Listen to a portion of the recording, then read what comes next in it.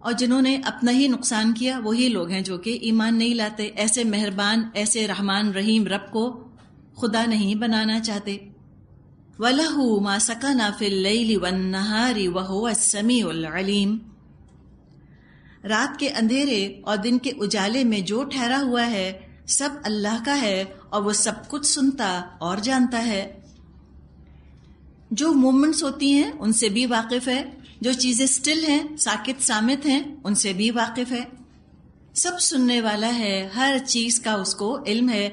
انسانوں کا علم اگر ہم دیکھیں تو اندھیرے میں انسانوں کو نظر نہیں آتا۔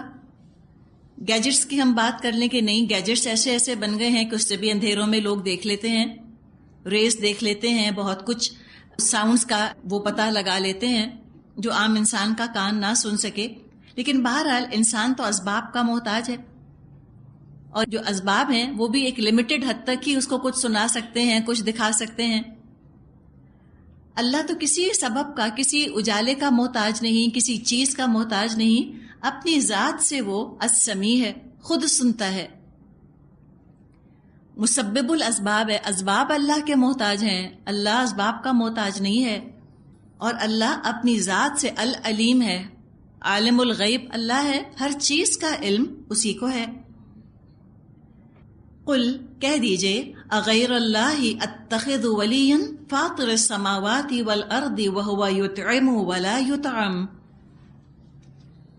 کہیے کیا اللہ کو چھوڑ کر میں کسی اور کو اپنا سرپرست بنا لوں، اس اللہ کو چھوڑ کر جو زمین اور آسمان کا خالق ہے اور جو روزی دیتا ہے اور روزی لیتا نہیں۔ وَهُوَ يُطْعِمُ، وہ کھلاتا ہے، وَلَا يُطْعَمُ، وہ خود نہیں کھاتا۔ یوں سمجھے لطیف اشارہ ہے مشرکین مکہ، مشرکین عرب کے معبودوں کی طرف کہ یہ اپنے معبودوں کے آگے نظر نیاز اور کھانے رکھا کرتے تھے۔ ان کا خیال تھا کہ ان کے معبود ان کھانوں کو دیکھ کر خوش ہوتے ہیں اور ان کی خوشبو سونگھ کر لطف اندوز ہوتے ہیں۔ تو وہ معبود کیا ہوا جس کے اندر خواہشات پائی جاتی ہوں؟ اس لیے کہ خواہشات تو خود مجبوری ہیں، کمزوری ہیں۔ بھوک لگنا یا کھانا دیکھ کر کھانے کو انجوائے کرنا، یہ تو کمزوریاں ہیں ساری، اور معبود تو ان تمام کمزوریوں سے پاک ہونا چاہیے۔ اللہ نہیں کھاتا، اور اپنے نام پر جو وہ دینے کو کہتا ہے، جو تم کھانا اللہ کے نام پر دیتے ہو، اللہ کو تو اس کی ضرورت نہیں، تمہارے ہی معاشرے کے جو محتاج ہیں، غریب ہیں، ضرورت مند، حاجت مند ہیں، انہی تک وہ سارا کھانا پہنچتا ہے۔ قل کہہ دیجئے انی امرت ان اکون اول من اسلم ولا تکونن من المشرکین، مجھے تو یہی حکم دیا گیا ہے کہ سب سے پہلے میں اس کے آگے سر تسلیم خم کروں، اور تاکید کی گئی ہے کہ کوئی اور اگر شرک کرتا ہے تو کرے، لیکن ولا تکونن من المشرکین، آپ بہرحال مشرکوں میں شامل مت ہوں۔ یہاں بتا دیا گیا کہ وہ ہستی جو سب سے معزز ہے انسانوں میں، یعنی کہ رسول جو کہ پیغام لا رہے ہیں، وہ بھی اللہ کی اطاعت، اللہ کے احکام کی فرما برداری سے مستثنا نہیں ہے، ایگزمپٹڈ نہیں ہے۔ وہ خود سب سے پہلے فرما بردار، قرآن کے بہترین پہلو پر عمل کرنے والے خود رسول ہوا کرتے تھے، اور تاکید کی گئی ہے ان کو کہ آپ ہرگز مشرکوں میں سے مت ہو جائیے گا۔ تو پھر آپ دیکھیں کہ خطاب تو ہے نبی اکرم صلی اللہ علیہ وسلم سے، لیکن سنایا دراصل جا رہا ہے باقی عام انسانوں کو۔ نبی اکرم صلی اللہ علیہ وسلم سے تو کوئی خطرہ نہیں تھا کہ آپ نعوذ باللہ کبھی شرک شروع کر دیں گے۔ عام انسانوں کو بتایا گیا کہ ہرگز شرک مت کرنا۔ اب دیکھیے ہوتا کیا ہے کہ بیک وقت یہ دو کیفیات بھی ہو سکتی ہیں کہ انسان اللہ کی فرما برداری کر رہا ہو اور ساتھ ساتھ شرک بھی کر رہا ہو، اور وہ یہ سوچے کہ چلو اتنے سارے معاملات میں تو اپنے رب کی بات میں مان رہا ہوں، چند چیزوں میں اللہ کی بات نہ مانی تو کیا ہوا؟ تو یہ سائملٹینیس پروسیس، اس کو روکا گیا۔ یہ دو چیزیں ساتھ نہیں چلنی چاہیے کہ کچھ حصوں کے اندر فرما برداری ہے اور کچھ چیزوں کے اندر شرک ہے۔ مکمل ایمان تو یہ ہے کہ ہر زندگی کے گوشے میں اللہ کی اطاعت ہو، اور زندگی کے کسی گوشے میں شرک نہ ہو رہا ہو، ورنہ یہ دو چیزیں تو اعمال کو حبط کرنے والی ہیں۔ شرک تو وہ گناہ ہے کہ جو نیکیوں کی کمائی، نیکیوں کی پونجی کو ختم کرنے والا ہے۔ تو پازیٹیو اور نیگیٹو دونوں اسپیکٹس یہاں پر رکھ دیے گئے، مثبت اور منفی پہلو دونوں سے خبردار کر دیا گیا کہ نیکیاں ہر وقت کرنا ہے، ہر حال میں نیکیاں کرنی ہیں، اور شرک کسی حال میں نہیں کرنا، ہر طرح سے شرک سے دور رہنا ہے۔ اور یہ وہ چیز ہے کہ اگر شرک کیا تو کوئی بھی اس کے وبال سے محفوظ نہیں رہ سکتا۔ خود نبی اکرم صلی اللہ علیہ وسلم کی زبان سے کہلوایا گیا، قل انی اخاف ان عصیت ربی عذاب یوم عظیم، کہہ دیجئے اگر میں اپنے رب کی نافرمانی کروں تو ڈرتا ہوں کہ ایک بڑے خوفناک دن مجھے سزا بھگتنی پڑے گی۔ یہ بتا دیا کہ میں اللہ کا رسول ہوں، لیکن میں بھی اللہ کی نافرمانی نہیں کر سکتا۔ میں یہ نہیں سوچ سکتا کہ میں اتنا پریولیجڈ ہوں، اتنا آنر مجھ کو اللہ نے دیا ہے، اللہ نے مجھ کو اپنا رسول بنایا ہے، تو اللہ اپنے رسول کے ساتھ کسی اور طرح کا معاملہ کرے گا اور عام انسانوں کے ساتھ کسی اور طرح کا معاملہ۔ رسول کو کوئی اسپیشل کنسیشن دیا جائے گا کہ آپ عمل نہیں کرتے تو نہ کریں، یہ بتا دیا گیا۔ اور خود نبی اکرم صلی اللہ علیہ وسلم کی زبان سے کہلوایا گیا کہ آپ کہہ دیجئے کہ میں ڈرتا ہوں کہ اگر میں اپنے رب کی نافرمانی کروں ایک بڑے دن کا عذاب مجھ کو پکڑ لے گا۔ یہاں پر عقیدہ شفاعت کی طرف بھی اشارہ ہو سکتا ہے کہ خود نافرمانی کر کے جو عذاب سے ڈرے اور اللہ کی پکڑ سے خود کو نہ بچا سکے گناہوں کے ساتھ، تو وہ گناہ گاروں کی شفاعت کیسے کرے گا کہ جن لوگوں نے ایک لائف سٹائل چوائس کے طور پہ گناہ کیے، اختیاری طور پہ جو گناہ کرتے چلے گئے اور یہ سوچا کہ قیامت کے دن اللہ کے رسول عذاب سے بچا لیں گے؟ کیسے ممکن ہے؟ یہ ہو نہیں سکتا۔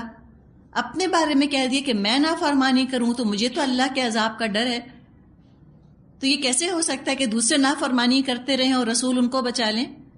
تو جو رسول کا سوچنے کا انداز ہے وہ ہمارے لیے نمونہ بنا کر رکھا جا رہا ہے کہ اپنے گناہوں سے ڈرو، اللہ کی نافرمانی سے ڈرو، کسی شفاعت کے بھروسے پر گناہوں پر جری، گناہوں پر بہادر مت ہو جانا۔ اور یہی مشرکین مکہ کا عقیدہ تھا۔ وہ کہتے تھے کہ دیوی دیوتا یہ دراصل ہمارے سفارشی ہیں اور یہ اللہ کے حضور، اللہ کے دربار میں ہماری سفارش کر کے ہمیں بخشوا دیں گے۔ ہوا کیا کہ اللہ کو ماننے والوں میں بھی عقیدہ پیدا ہو گیا، اور انہوں نے کچھ بزرگوں کو، کچھ اولیاء اللہ کو، کچھ فرشتوں، کچھ رسولوں کو اپنا سفارشی بنا لیا، اور اس سفارش کی آڑ لے کر خود گناہوں کی زندگی اختیار کر لی۔ شفاعت کے بھروسے پر گناہوں پر بہادر ہونا یہ دراصل اللہ کے عذاب کو دعوت دینے والی چیز ہے۔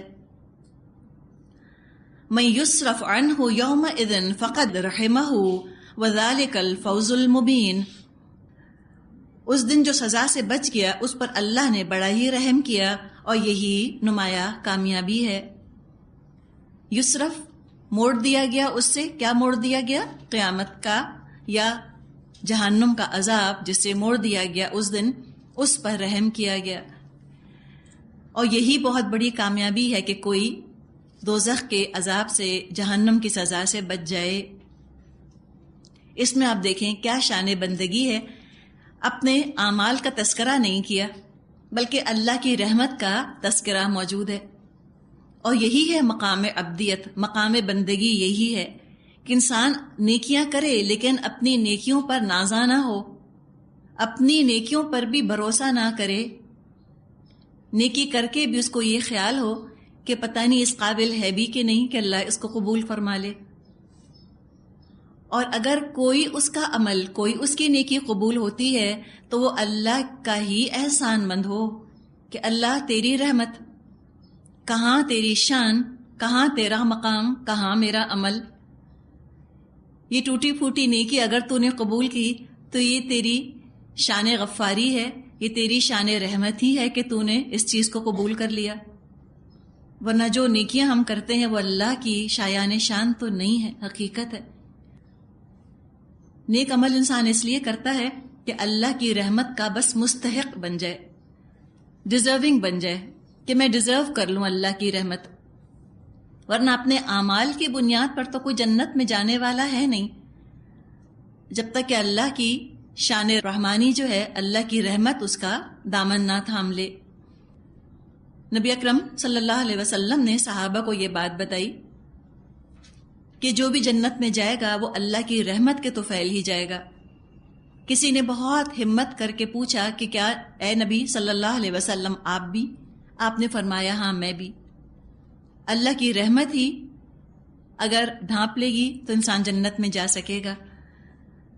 کسی شخص کے بارے میں آتا ہے کہ قیامت کے دن وہ کہے گا کہ اللہ مجھ کو میرے اعمال کے بدلے جنت میں داخل فرما.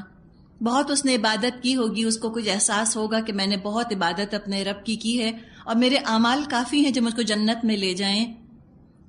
تو روایات میں آتا ہے کہ ایک پلڑے میں اس کی نیکیاں ڈالی جائیں گی اور دوسرے پلڑے میں اللہ کی ایک نعمت، ساری نعمتیں بھی نہیں، ایک نعمت ڈالی جائے گی اور وہ ایک نعمت اس کی سب نیکیاں لے جائے گی. آپ سوچیں اتنے آرام سے ہم پانی پی لیتے ہیں، اس وقت ہم کتنے سکون سے بیٹھے ہیں، ہمارا سانس آ رہا ہے، کتنی اللہ کی رحمت ہے نا. تو کہاں ہم کہہ سکتے ہیں کہ ہم نے نعمتوں کا حق ادا کر دیا؟ ہم نے اپنے رب کا جو ہمارا پروردگار ہے، ہم نے اس کی پروردگاری کا واقعی حق ادا کر دیا؟ نہیں. تو انسان نیکیاں کرے اور نیکیاں کر کے بھی وہ اللہ کی رحمت کو پکارتا رہے. دراصل نیکی کیا ہے؟ اللہ کی رحمت کو جوش میں لانے کا ذریعہ، کہ اللہ تو اپنے رحمت کے قابل، اپنی رحمت کا مجھے مستحق کر لے. اور قیامت کے دن جس پر اللہ کی رحمت جوش میں آ گئی، بس وہی کامیاب ہے. یہی دراصل فوز عظیم ہے. تو نیکی کر کے غرہ کہاں کا، نیکی کر کے تکبر کہاں کا؟ تکبر کے ساتھ تو اللہ کی رحمت کو جوش نہیں آتا. نیکی کر کے اور شرمندگی کہ اللہ جو کی تیری توفیق سے، اور اللہ جو کی اس قابل ہے نہیں کہ تو قبول فرما، کوئی شک نہیں، اتنی ٹوٹی پھوٹی ہے، اتنی ساری اس کے اندر برائیاں کمزوریاں ہیں، اور تو قبول فرماتا ہے اللہ. تو یہ تیری شان ہے کہ تو ہم پر رحم فرمائے، ہم محتاجوں کی یہ ٹوٹی پھوٹی نیکی قبول فرما لے. اور جس پر اللہ نے رحم کیا قیامت کے دن وہ تو بڑی کامیابی کو پہنچ گیا. دنیا میں بھی سب خیر اور شر اللہ ہی کے اختیار میں ہے، وہی دراصل مشکل کشا ہے. فرمایا وَإِن يَمْسَسْكَ اللَّهُ بِضُرٍّ فَلَا كَاشِفَ لَهُ إِلَّا هُوَ وَإِن يَمْسَسْكَ بِخَيْرٍ فَهُوَ عَلَى كُلِّ شَيْءٍ قَدِيرٌ وَهُوَ الْقَاهِرُ فَوْقَ عِبَادِهِ وَهُوَ الْحَكِيمُ الْخَبِيرُ. اگر اللہ تمہیں کسی قسم کا نقصان پہنچائے تو اس کے سوا کوئی نہیں جو تمہیں اس نقصان سے بچا سکے، اور اگر وہ تمہیں کسی بھلائی سے بہرہ مند کرے تو وہ ہر چیز پر قادر ہے. وہ اپنے بندوں پر کامل اختیارات رکھتا ہے اور دانا اور باخبر ہے. بتا دیا کہ کوئی مخلوق پر اختیار نہیں رکھتا، کل اختیار اللہ کے پاس ہے. اس آیت کے تحت عبداللہ بن عباس رضی اللہ عنہما کا ایک قول ہے. فرماتے ہیں کہ ایک مرتبہ رسول اللہ صلی اللہ علیہ وسلم ایک سواری پر سوار ہوئے اور مجھے اپنے پیچھے بٹھا لیا. کچھ دور چلنے کے بعد میری طرف متوجہ ہو کر فرمایا اے لڑکے. میں نے عرض کیا حاضر ہوں، کیا حکم ہے؟ آپ نے فرمایا تم اللہ کو یاد رکھو، اللہ تمہیں یاد رکھے گا. تم اللہ کو یاد رکھو. بار بار اپنی نیت درست کرنے کے لیے ضروری ہے نا کہ ہم للہیت لے کر آئیں. ہم بعض دفعہ اللہ کا کلام بھی پڑھ رہے ہوتے ہیں، اللہ نہیں یاد رہتا، کیسے ہمارا فوکس جو ہے وہ شفٹ ہو جاتا ہے. تو اللہ کو یاد رکھو، اللہ تم کو یاد رکھے گا. تم اللہ کو یاد رکھو گے تو اس کو ہر حال میں اپنے سامنے پاؤ گے. وہ دعا ہم نے پڑھی ہے نا، خشیتک ما تحول بہ بیننا و بین معصیتک، کہ اللہ تعالیٰ تیری یاد ایسی ہو کہ جو مجھ میں اور میرے گناہ کے درمیان آڑ بن جائے، رکاوٹ بن جائے. تو اللہ کو یاد رکھو تو اس کو ہر حال میں اپنے سامنے پاؤ گے. تم امن اور عافیت اور خوش عیشی کے وقت اللہ کو پہچانو. پہچانو سے کیا مراد؟ اللہ کا مقام، اس کا مرتبہ، اس کا حق پہچانو. کس نے تم کو یہ خوشیاں دی ہیں؟ ایسا نہ ہو کہ خوشیاں مناتے مناتے تم خوشی دینے والے ہی کی نافرمانی شروع کر دو. کہو کہ ہماری بڑی مجبوری ہے، ہم کیا کریں؟ ہاں اللہ نے یہ دن دکھایا ہے خوشی کا، لیکن فلانے کو بھی تو خوش کرنا ہے. اب یہ کیا ہوا؟ اللہ سے فوکس ہٹ گیا اور مخلوق کے اوپر فوکس ہو گیا. یہ سوچا کہ اگر ہم نے اس وقت اللہ کی نافرمانی کر کے فلاں فلاں کو راضی نہ کیا تو یہ خوشی ہم سے چھن جائے گی. تو اپنی خوشی کا مالک ہم نے کس کو قرار دیا؟ اللہ کو یا مخلوق کو؟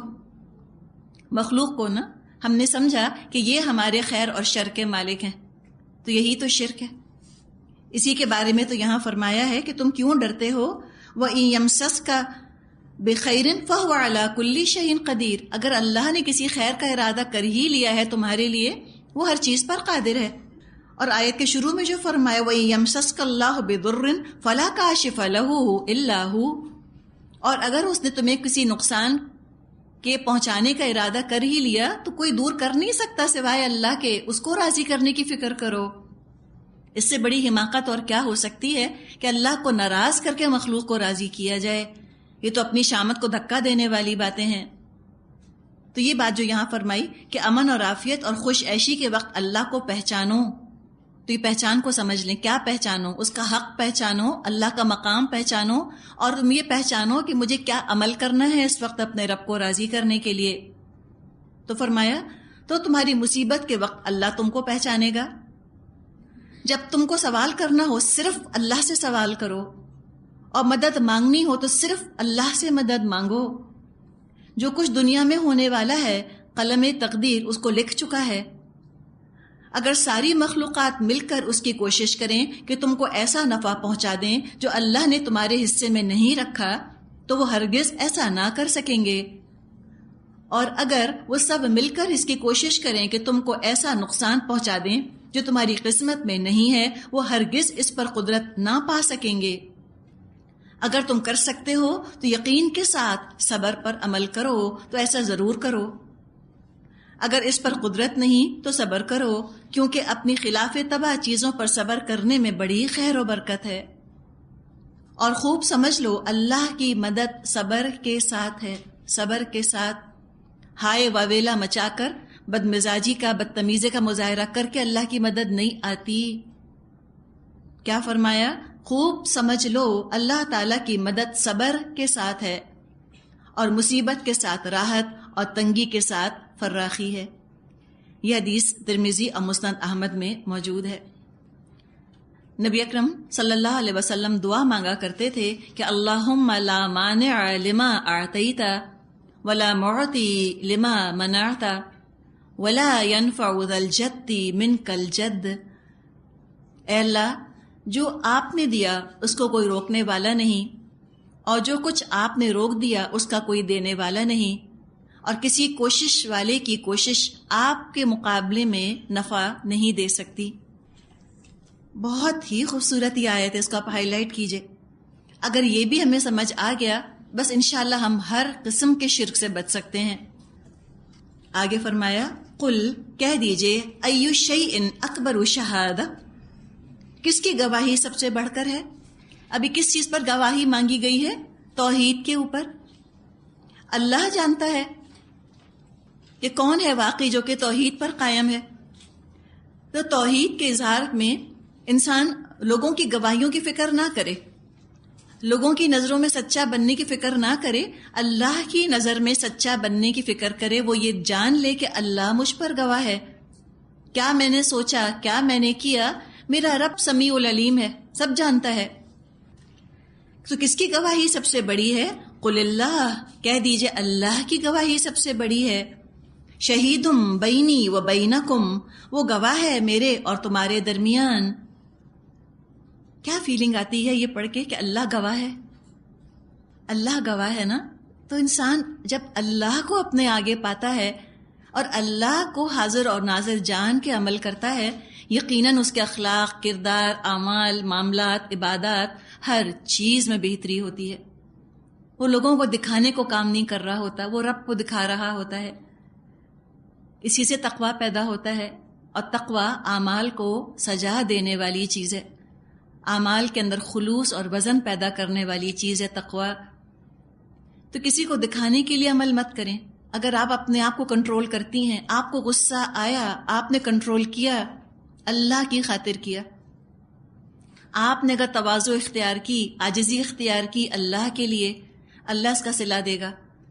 حدیث میں مضمون آتا ہے نا، من تواضع للہ رفعہ اللہ، جو اللہ کی خاطر عاجزی اختیار کرتا ہے، برداشت کا اظہار کرتا ہے، اللہ اس کے درجے بلند فرماتا ہے۔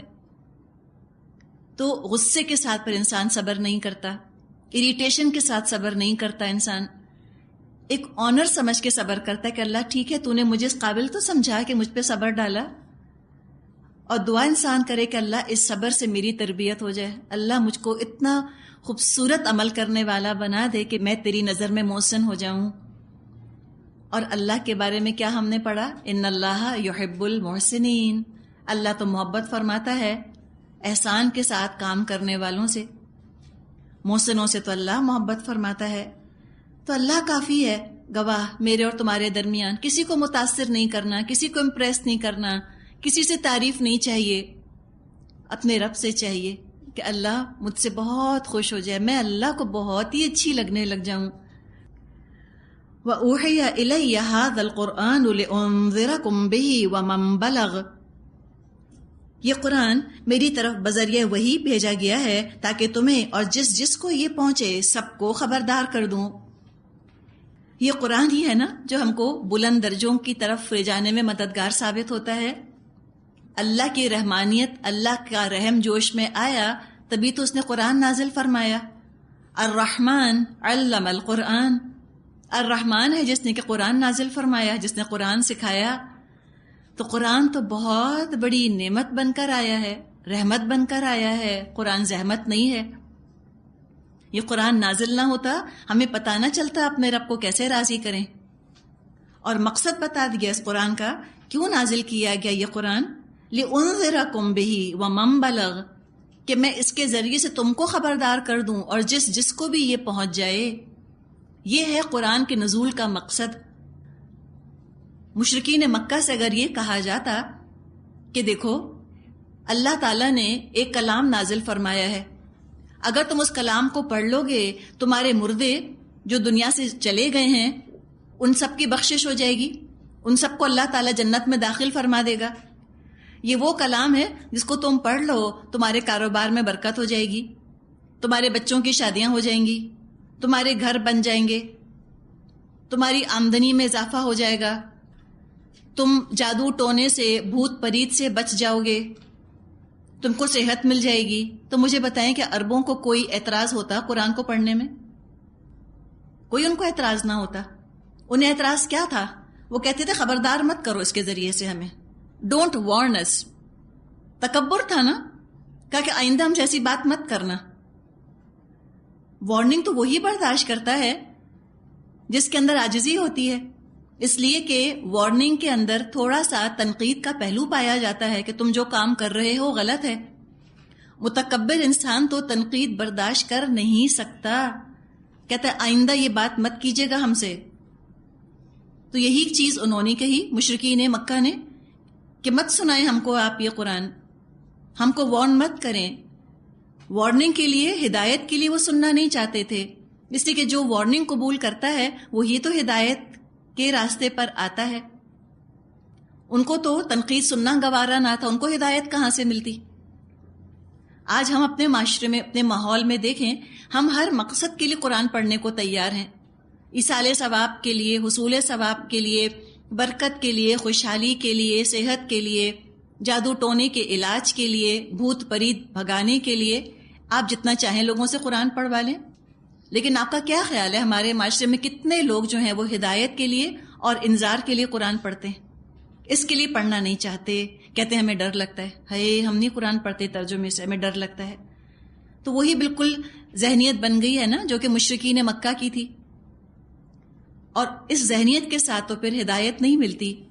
یہاں پر بتا دیا کہ قرآن نازل کیا گیا لِأُنذِرَكُمْ، تاکہ میں تمہیں خبردار کر دوں اس قرآن کے ذریعے سے، یہ ہے اس کا مقصد۔ اور جس جس کو بھی یہ قرآن پہنچ جائے ان سب کو دراصل یوں سمجھو کہ خبردار کر دیا گیا۔ سعید بن جبیر رضی اللہ عنہ نے فرمایا، جس شخص کو قرآن پہنچ گیا وہ ایسا ہو گیا جیسے اس نے محمد صلی اللہ علیہ وسلم کی زیارت کر لی۔ بعض دفعہ ہم کو بڑا ارمان آتا ہے نا دل میں کہ ہے کاش کہ ہم نبی اکرم صلی اللہ علیہ وسلم کے زمانے میں ہوتے. تو یہاں پتہ چلا کہ جس نے قرآن پا لیا وہ ایسا ہو گیا جیسے اس نے خود نبی اکرم صلی اللہ علیہ وسلم کی زیارت کر لی. ایک اور حدیث میں ہے جس شخص کو قرآن پہنچ گیا میں اس کا نذیر ہوں. نبی اکرم صلی اللہ علیہ وسلم نے فرمایا کہ جس کو قرآن پہنچ گیا میں اس کا نذیر ہوں، یعنی کہ ایسا ہے جیسے کہ میں نے اس کو پیغام پہنچا دیا. اَإِنَّكُمْ لَتَشْهَدُونَ أَنَّ مَعَ اللَّهِ آلِهَةً أُخْرَى، کیا واقعی تم لوگ یہ گواہی دے سکتے ہو کہ اللہ کے ساتھ دوسرے خدا بھی ہیں؟ یہ پوچھا گیا. ہو سکتا ہے کہ 1 کروڑ ہاتھ کھڑے ہو جائیں اور 1 کروڑ لوگ کہیں کہ ہاں ہم گواہی دیتے ہیں کہ اللہ کے ساتھ اور بھی شریک ہیں، تو کیا میجورٹی اتھارٹی بن جائے گی؟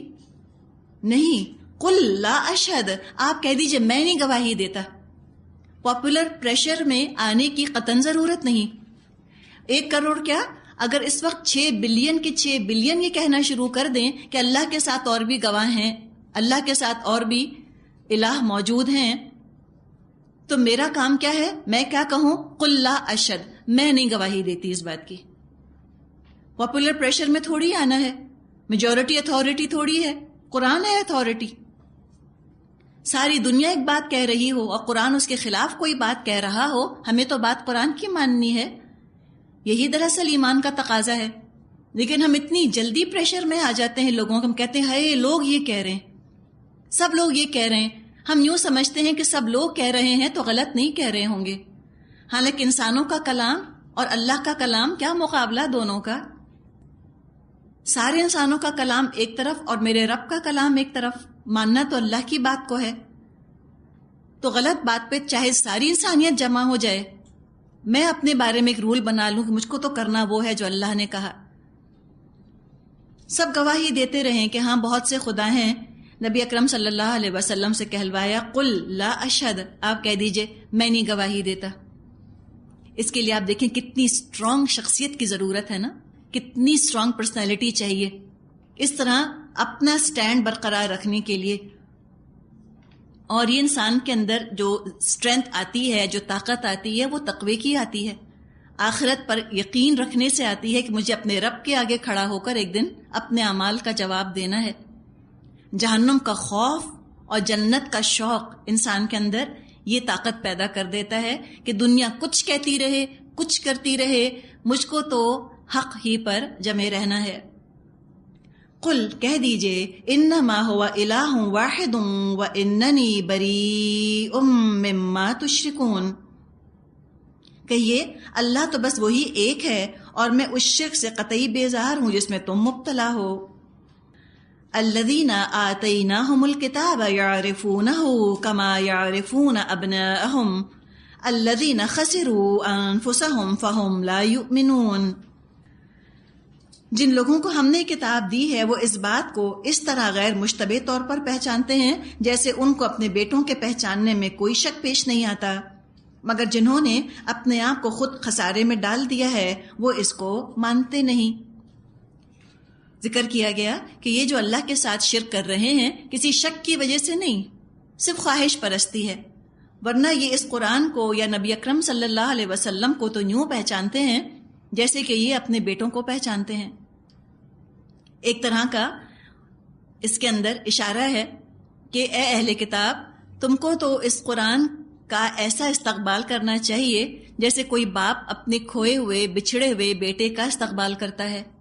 ایسے آگے بڑھ کے، ایسے لپک کے تم کو تو چاہیے تھا کہ تم اس کلام کو اپنے سینے سے لگا لیتے.